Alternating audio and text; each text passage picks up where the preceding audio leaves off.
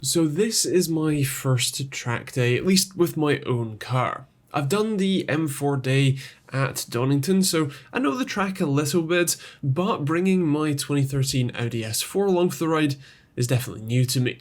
I know the car is perfectly capable, it's certainly fast enough, stops relatively well, so this should be a lot of fun. Myself and my friend, who has the 530D that you've seen on the channel already, basically booked up a couple of garages. We thought that would be the best bet, and I'm really glad we did. It's not overly expensive, and you can call up and have your garages put together, and it makes it really nice and easy. Now, the first thing that you do when you get to the track day is your sighting laps. Basically a massive group of cars all head out on track and do relatively slow, although technically not quite as nicely organised as I would like, round the track just to familiarise yourself. You do 3 and then you come back into the pits. In our case, we parked up for a minute while we let the clearly much more experienced drivers out in their Caterhams and their Lotuses out on track to get things warmed up, while we made sure our cars were all good and ready to go. And I've already prepped my car. There's a video on that from last week, so feel free to check that out in the cards above if you haven't already. But I'm pretty happy and pretty confident in my car. Then it's back out onto the track for some more fast than we probably should have done laps.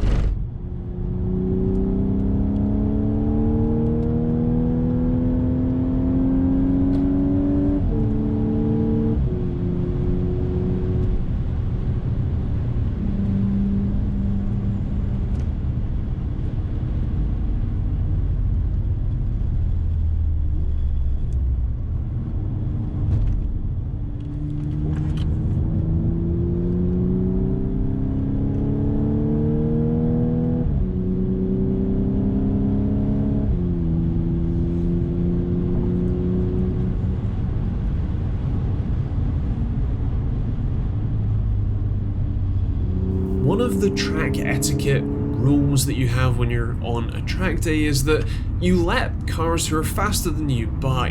In this case, overtaking was on the left-hand side, so we were moving over to the right, indicating and letting people by pretty often. There was a lot of incredibly fast Caterhams, Renault Clio Cups, and those Lotuses that came past us a fair amount. It was still surprising how well the S4 held up. I was kind of expecting it to be an understeery mess, as obviously that's kind of what Quattro is known for, especially on a track, but remarkably, maybe just because I wasn't pushing it all too hard, I didn't feel that at all. It didn't understeer once, except for when I did something obviously wrong. I came into corners way too fast, and then it would slightly, but honestly, it was very well composed. Even just driving it in the standard automatic but sports mode, it still had a great throttle response, as you would expect, and even when it downshifted relatively well for the position on track, and it didn't catch me out in terms of being, still mid-shift while trying to get on the power through a corner. I was really, really pleased with how composed the car felt, and overall, I'm really happy with its performance.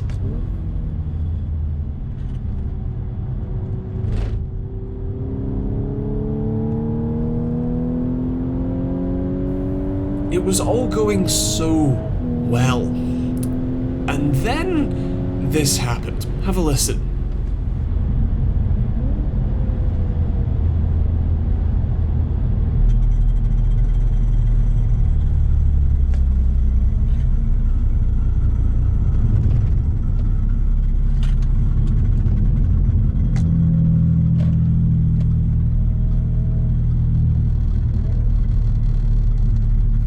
If you hear that booming exhaust note and the high-pitched tingling of metal scraping on tarmac, then yeah, you would be right, and that is because my exhaust fell off. Like, fully, scraping along the ground. The downpipe from the engine that basically connects up through almost like a sleeve that basically connects the back box section with the downpipe. The sleeve slid backwards and the downpipe dropped to the floor. It was only really sheer luck that both of the downpipes didn't drop off, and basically what happened was the clamps rusted all the way through, snapped and released all tension. Then, with the vibration under braking that I was having thanks to my slotted rotors, the sleeve slid backwards and the downpipe dropped. That is what is left of the clamp. That should be a solid piece of metal holding everything nice and tight, and well, as you can see, it's not. So what I ended up doing in the heat of the moment is taking the clamp off and removing the old clamps from the sleeve, as the sleeve was still functional. It's basically two pieces of slightly springy metal that you can compress together to create a tight seal, and that was working fine. Obviously, I tried to find the appropriate parts from the local Halfords or Eurocar parts, but no one seems to stock them. So I bought some on eBay, and they have now arrived. I have fitted them after the fact, but for the time being, and to get me back out on track, I ended up using a pack of Jubilee clips that I already had that were the right size to hold it down in place. I took the measure of caution and replaced both sides clamps, as both of them were rusted all the way through, but only the, I suppose, passenger side had actually fallen off, but better safe than sorry. These actually worked really well. I have ended up replacing them with the genuine article, as that is a bit more sturdy, a bit more rigid, but this worked okay. We got back out on track without any problems and actually passed an MOT with these in place, so they were sealing just fine, which I'm both really surprised about and very pleased that my bodge job solution actually did the trick. So, after a quick check to make sure that it was in fact solid, we pretty much just got back out on track.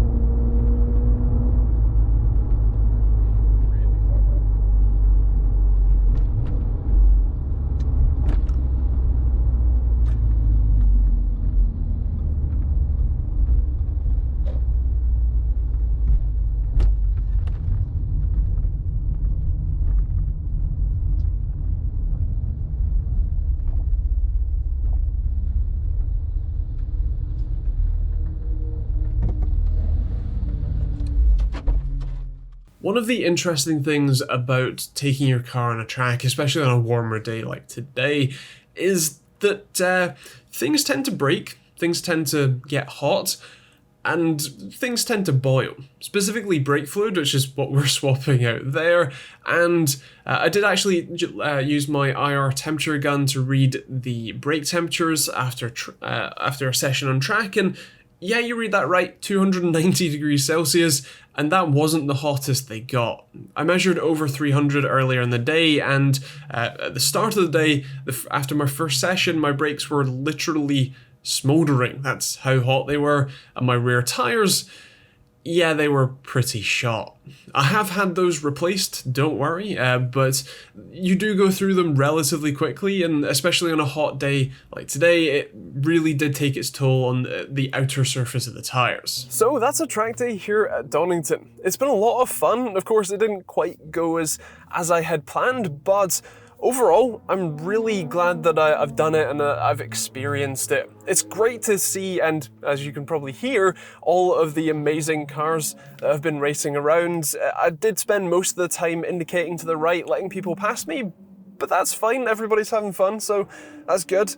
I was very surprised by how quickly both the tires and the brakes got hot, and got to the point of, in my case, the brakes were literally smoking. So yeah, it's still, this probably isn't the best track car. It's fantastic for the road if you want what is probably a bit too much power, but it's very capable. It does handle pretty well, and I was really surprised that the all-wheel drive system did not hinder me at all. I didn't understeer unless I was already ploughing into a corner and turning way too much. It felt like a very well-balanced car, and I'm really pleased with that. Do I recommend that you go and track your car?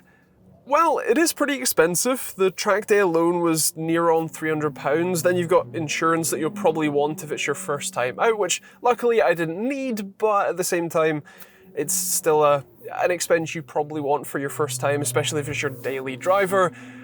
And then there are things like the brake pads, which I fitted, which are around 300 or 200 for the pads, and then you might want some fancier discs. There's a lot of costs that go into it, and especially if it is your daily driver, you might end up finding some flaws in it that you might not have otherwise found, so there's pros and cons for sure. Either way, I had a lot of fun. I'm glad that I got to test my car out properly and really feel what it has to offer, and yeah, it's a great experience. That's pretty much it for this video. I hope you enjoyed it.